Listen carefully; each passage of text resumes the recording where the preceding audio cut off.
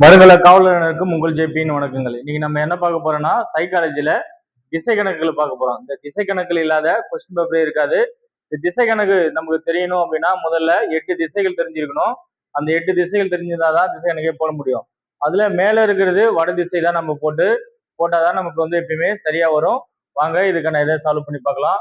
மணி என்பவர் 20 மீட்டர் மேற்கு நோக்கி நடக்கிறார். பின்னர் வலப்புறமாக திரும்பி 30 மீட்டர் நடக்கிறார். மறுபடியும் வலப்புறமாக திரும்பி 20 மீட்டர் நடக்கிறார் எனில் தற்போது அவர் எந்த திசையை நோக்கி இருப்பார்? இதுக்கான நம்ம கணக்கு போடணும் அப்படின்னா இப்படி ஒரு குறிய போட்டுருங்க.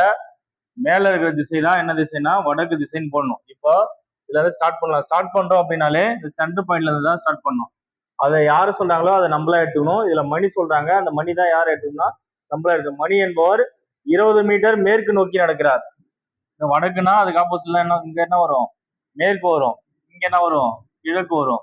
வடக்கு ஆப்போசிட்ல என்ன வரும்? தெற்கு வரும். இப்போ மணி என்பவர் 20 மீட்டர் மேற்கு நோக்கி நடக்கிறார். சென்டர் பாயிண்ட்ல இருந்தா எப்பவுமே ஸ்டார்ட் பண்ணோம்.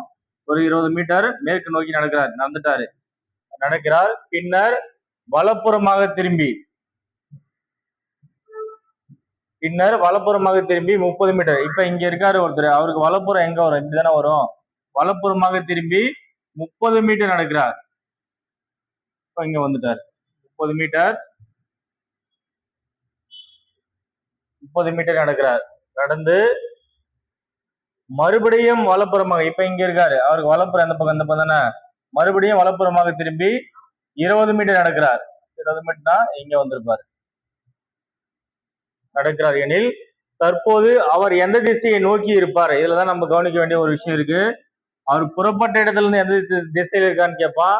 அவர் நோக்கும் திசை என்ன அப்படின்னு சொல்லிட்டு கேட்பான். இதுல அவர் நோக்கும் திசை கேட்டுக்காங்க. அவர் 20 கிலோமீட்டர் வலப்புறம் போயிட்டு இந்த பக்கம் தான் நோக்கி இருப்பார். அப்ப அவர் நோக்கும் திசை எது? கிழக்குதான். அப்ப கிழக்குதான் இதுக்கான சரியான விடை.